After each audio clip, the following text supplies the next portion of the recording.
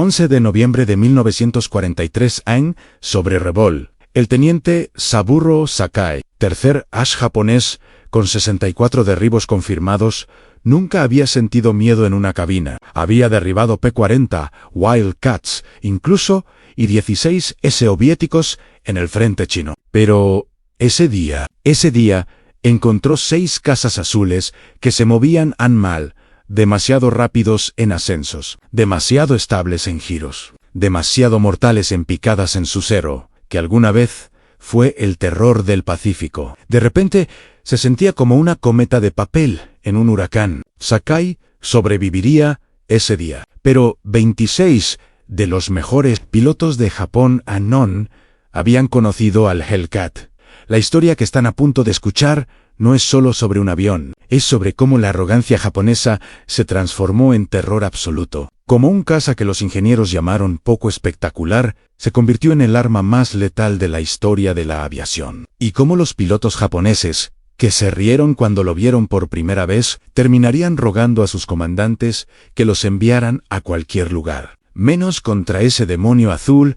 En diciembre de 1941 Pearl Harbor acababa de arder, y con él, la confianza estadounidense, el Mitsubishi A6M0, dominaba los cielos del Pacífico, con una superioridad que rayaba en lo obsceno. Ligero, maniobrable, mortal. Los pilotos aliados lo llamaban el rey de los cielos. Los japoneses lo llamaban simplemente invencible. El teniente comandante Minoru Genda, arquitecto del ataque a Pearl Harbor, escribió en su diario: nuestro Zero puede superar cualquier casa que los estadounidenses puedan construir. Son demasiado pesados, demasiado lentos, demasiado estadounidenses. Construyen con músculo donde nosotros construimos con elegancia.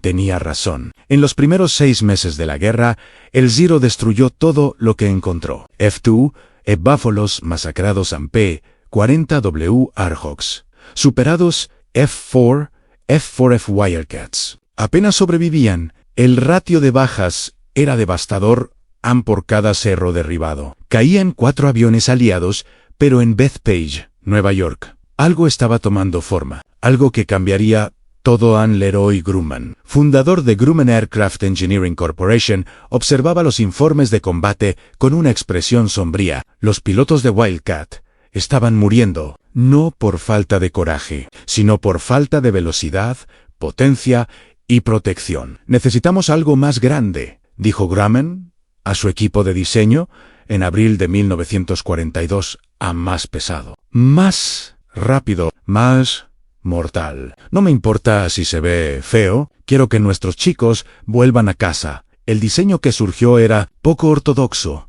El XF6F1 pesaba 9.000 libras vacío, casi el doble que el Zero AN.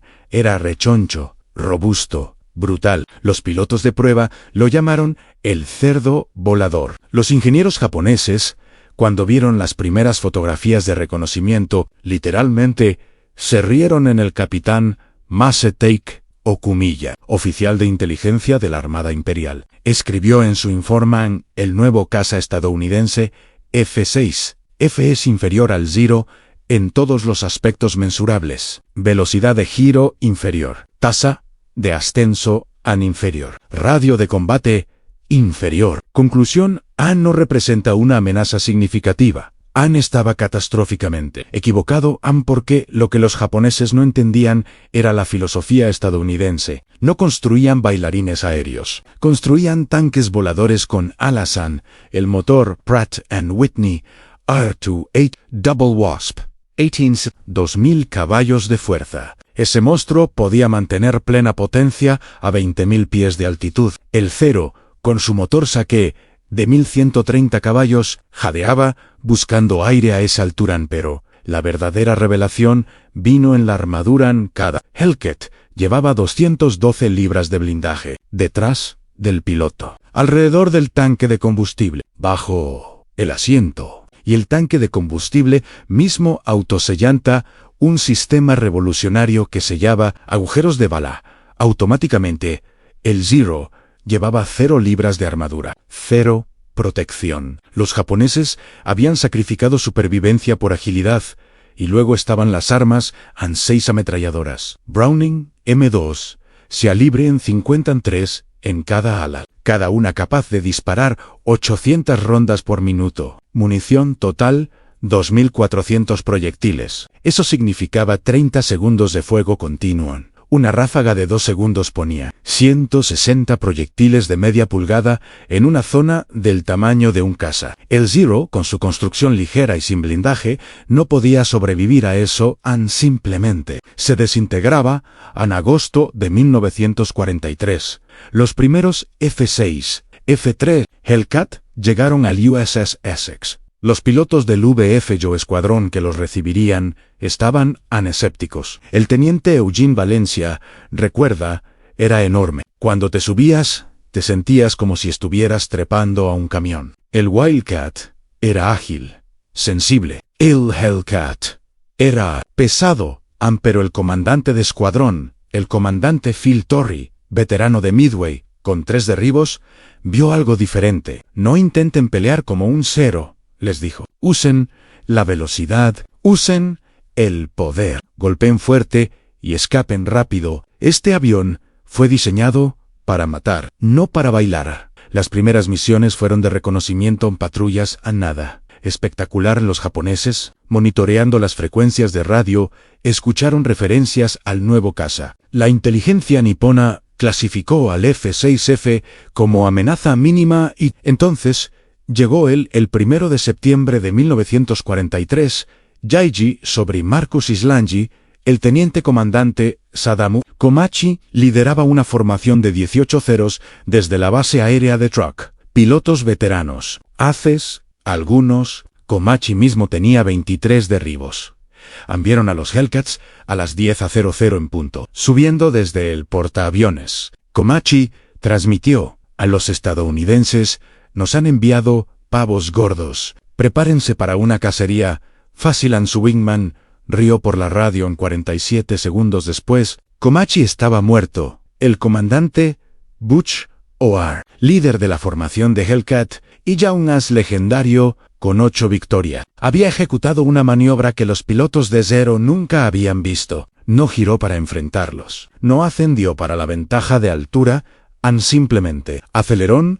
El Hellcat alcanzó 380 millas por hora en línea recta. El Zero, a máxima potencia, hacía 330 NOAR, cerró la distancia en segundos. Las 6 ametralladoras, rugiendo en el cero de Komachi, explotó. No se incendió, explotó. Las alas se separaron del fuselaje. El tanque de combustible sin protección detonó como una bomba. Escombros y fuego. Su wingman intentó girar hacia O'Hare. Error fatal. El Hellcat, con su sistema hidráulico potente, podía ejecutar giros sostenidos a alta velocidad, no tan cerrados como el Zero, pero sostenidos. El piloto japonés completó medio giro, y O'Hare ya estaba en su cola en 2 segundos de fuego. 160 balas. El segundo Zero se convirtió en una nube de aluminio desintegrado. El resto de la formación japonesa entró en pánico. Esto no era lo que les habían enseñado. Los estadounidenses no debían ser más rápidos, no debían tener más potencia de fuego, no debían ganar en los siguientes 4 minutos. Los Hellcats derribaron 11 Zeros, sin una sola pérdida. Los 7 ceros supervivientes huyeron de regreso a Truk. El oficial de inteligencia, que recibió el informe inicialmente, pensó que era histeria de combate. Imposible que un caza estadounidense tuviera esa ventaja. Envió un mensaje urgente al cuartel general naval en Tokio. Requiere verificación en los informes. Sugieren una mejora dramática en la capacidad de combate estadounidense. Recomiendo evaluación inmediata en la respuesta. Llegó 3 días después. Informes exagerados. Mantener confianza en la superioridad del Zero. En octubre de 1943, en Wake Island, el teniente Saburo Sakai, ahora asignado a la defensa de la isla, finalmente tendría su encuentro con los pavos gordos. Sakai era diferente a la mayoría de los pilotos japoneses. Analítico, cuidadoso, superviviente. Había volado 200 misiones de combate. Había sido herido gravemente sobre Guadalcanal, perdió visión en un ojo, y aún así, siguió volando. Conocía cada truco, cada maniobra, cada debilidad de los cazas aliados, aun cuando 8 Hellcats aparecieron sobre Wake el 5 de octubre. Sakai lideraba una formación de 12 Zerus. Ventaja numérica, ventaja de altura. Debería ser una victoria fácil. Ataquen en parejas, ordenó por radio. Usen velocidad de giro. Eviten enfrentamientos directos. Ansu Wingman, el subteniente Fujita, reconoció la orden. Descendieron desde 18.000 pies. Tácticas estándar. El primer Zero abrió fuego a 400 yardas y el Hellcat simplemente aceleró fuera del alcance.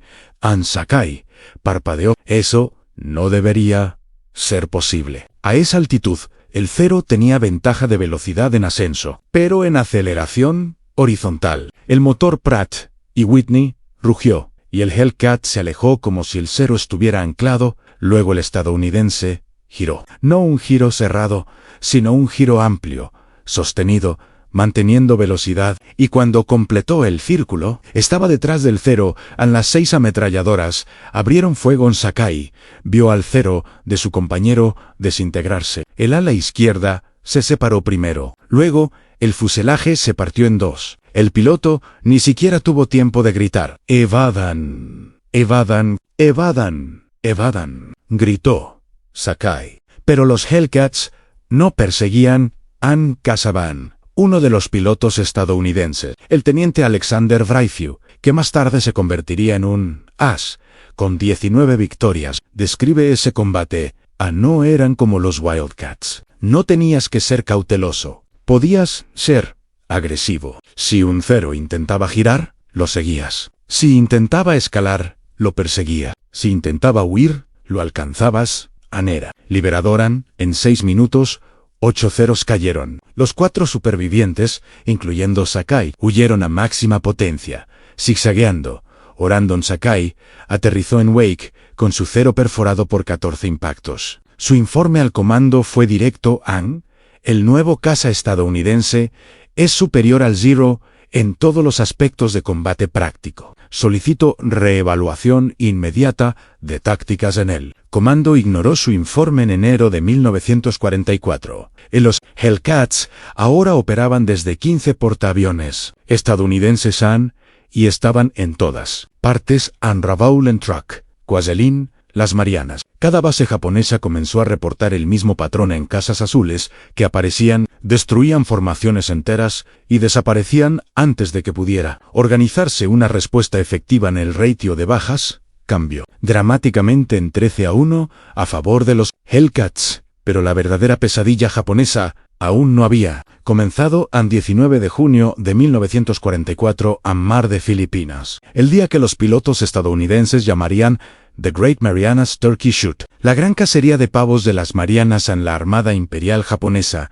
lanzó su operación más ambiciosa desde Midway, destruir la flota de portaaviones estadounidense en una batalla decisiva. Tenían 430 aviones, 9 portaaviones, pilotos que, según sus comandantes, eran adecuadamente entrenados. Lo que no sabían era que, adecuadamente entrenados, ya no era suficiente. Los estadounidenses habían aprendido. Cada piloto de Hellcat ahora tenía al menos 300 horas de vuelo antes del combate, entrenamiento en tácticas de energía, prácticas de tiro con munición real, simulacros contra pilotos que volaban como japoneses y tenían algo más en radar en alas.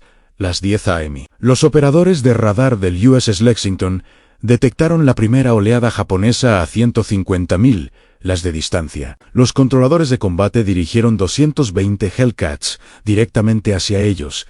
El comandante David McCambo, comandante del Air Group 15, lideraba la intercepción. Su transmisión fue calmada, casi casual. Tenemos contacto visual. Múltiples grupos estimo. Dios mío, son cientos. Todos los aviones. Seleccionen objetivos. Mantengan disciplina de fuego. A lo que siguió fue masacre industrial a los pilotos japoneses. Muchos, con menos de 100 horas de vuelo total, volaban en formaciones rígidas, sin iniciativa, sin flexibilidad. El entrenamiento intensivo que había creado a los haces de 1941 y 1942 había sido reemplazado por cursos apresurados. Los veteranos estaban muertos. Los Hellcats Los atravesaron como tiburones en un cardumen. El teniente Alexander Vraceau, volando desde el USS Lexington, derribó 6 aviones japoneses en 8 minutos. Su cámara de armas registró la destrucción en un bombardero Yuri explotando en una bola de fuego. Un Zero perdiendo sus alas. Un Kate bombardero torpedo partiéndose en Dosan cuando aterrizó en el portaaviones. Vraceau estaban sonriendo. A los marineros en cubierta lo rodearon. ¿Cuántos derribaste? 6, respondió, levantando 6 dedos. La fotografía de ese momento se volvería icónica. El comandante McCampbell tuvo un día aún más extraordinario. 9 derribos confirmados en una sola misión. Cuando su Hellcat finalmente regresó al Essex, tenía solo 6 balas restantes. Al final del 19 de junio, la Armada Imperial había perdido 243 aviones. Los estadounidenses, 29, pero las estadísticas no cuentan toda la historia. Los informes de pilotos japoneses supervivientes revelan algo más oscuro en colapso psicológico. El subteniente Kiyoshi Ito, uno de los pocos pilotos veteranos que sobrevivió ese día, escribió en su diario: ya no es combate, es ejecución. Los estadounidenses vuelan con máquinas que no pueden ser dañadas. Disparamos, impactamos y continúan volando. Ellos disparan una vez y morimos. Este no es el Zero que nos prometieron. Dominaría los cielos. Estos no son los estadounidenses que nos dijeron eran inferiores a la noche del 19 de junio. En el portaaviones Zukaku, los pocos pilotos que regresaron se reunieron en silencio. De 43 aviones lanzados, 11 volvieron. El oficial de operaciones intentó organizar una sesión informativa. ¿Nadie habló?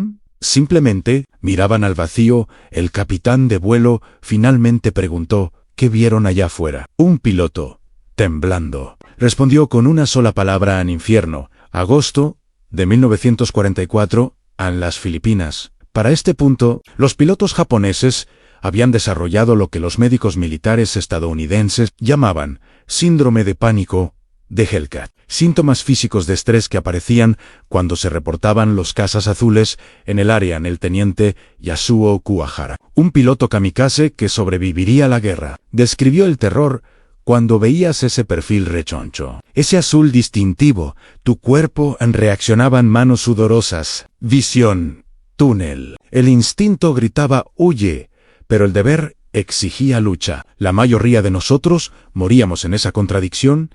A las tácticas japonesas se volvieron cada vez más desesperadas. Ataques suicidas, emboscadas desde nubes. Cualquier cosa para evitar el combate directo. Srindo no funcionó en los Hellcats. Tenían otra ventaja que los japoneses no habían anticipado: resistencia operacional. Un Zero requería 30 horas de mantenimiento por cada hora de vuelo. Un Hellcat, 9 horas. La construcción robusta significaba menos fallas. Los motores duraban el doble. Los sistemas hidráulicos rara vez fallaban. A los estadounidenses podían mantener patrullas aéreas constantes. Los japoneses apenas podían poner aviones en el aire.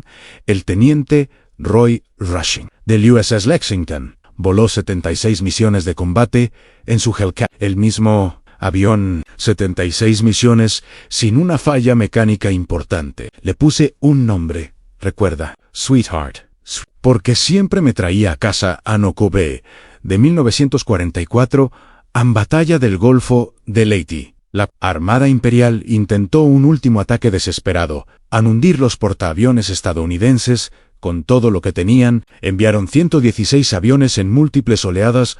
Los Hellcats los estaban esperando. El comandante McCampbell, ahora con 21 victorias, lideró la intercepción con solo 6 aviones, contra 40 bombarderos y cazas japoneses. Lo que siguió desafió toda lógica táctica. McCampbell y su wingman, el teniente Roy Rushing, se separaron de la formación y atacaron solos. Durante 90 minutos, los 2 Hellcats persiguieron, destruyeron y aterrorizaron a la formación japonesa. McCampbell derribó 9 aviones ese día. Rushing, 6. Juntos, destruyeron o dispersaron toda la formación atacante Cuando McCampbell finalmente aterrizó, su Hellcat estaba completamente sin combustible. El motor se detuvo en la cubierta de vuelo. El tanque marcaba exactamente 0. Le preguntaron cómo lo hizo. Como 2 aviones pudieron detener 40. Su respuesta fue simple. Ellos tenían miedo, nosotros no. Enero de 1945, las defensas aéreas japonesas habían colapsado. Los Hellcats ahora volaban misiones de ataque terrestre, ametrallando, bombardeando, destruyendo. Lo que quedaba de la aviación japonesa en tierra. El teniente Carl Brown, del VF-27, describe una misión sobre Formosa. Contamos 73 aviones en tierra. Algunos estaban cubiertos, camuflados, la mayoría simplemente estacionados al aire libre, sin combustible para volarlos. Los destruimos todos en 2 pasadas. Ni siquiera dispararon de vuelta. Las estadísticas finales son asombrosas, absolutamente asombrosas. 5.171 aviones enemigos destruidos en combate aéreo, 209 destruidos en tierra. Total, 5.380 derribos confirmados. Pérdidas de Hellcat. En combate 270 aviones. Ratio de bajas 19 a 1, pero los números no capturan el impacto psicológico. El almirante Jisaburo Ozawa, comandante de las fuerzas aéreas navales japonesas, escribió después de la guerra en el F-6, Hellcat no solo destruyó nuestra aviación naval, destruyó nuestra moral. Nuestros pilotos, incluso los veteranos, desarrollaron una cautela que rayaba en el terror. El solo sonido de ese motor Pratt y Whitney causaba reacciones de pánico y los pilotos estadounidenses. Ellos sabían que volaban el mejor caza del Pacífico. El teniente Cecil Harris, 24 victorias, lo resumió perfectamente. El Hellcat no era el caza más bonito, no era el más rápido en papel, no tenía el giro más cerrado, pero te mantenía vivo y mataba todo lo que tocaba. Eso era todo lo que importaba. Saburo Sakai, el has japonés que abrió esta historia, sobrevivió la guerra. Uno de los pocos veteranos que lo hizo, en 1957, escribió un libro, Samurai. En él, dedica un capítulo entero al Hellcat. Sus palabras son contundentes. Los estadounidenses no construyeron un avión para ganar duelos. Construyeron un avión para ganar una guerra. El 0 era arte. El Hellcat era ingeniería. Y la ingeniería derrotó al arte con brutalidad matemática. Nos dijeron que los estadounidenses eran blandos, que su espíritu era débil, que sus máquinas eran inferiores. Cada una de esas afirmaciones era una mentira que costó miles de vidas japonesas. El Hellcat me enseñó una lección que Japón tardó demasiado en aprender en la guerra. No la ganan los valientes, la ganan los que tienen mejores armas, mejor entrenamiento y mejor producción industrial. Los estadounidenses tenían los 3 comba, la producción total de Hellcats, 12.275 aviones. En solo 2 años, Grumman construyó más Hellcats que todos los cazas japoneses combinados producidos en el mismo periodo. Cada uno costaba $50.000. Cada uno llevaba 212 libras de armadura. Cada uno tenía un motor que nunca fallaba. Cada uno podía absorber daño que destruiría 3 giros. Y cada uno era pilotado por un estadounidense que había entrenado 300 horas, que conocía cada sistema, que confiaba completamente en su máquina. No era una pelea justa. Nunca lo fue.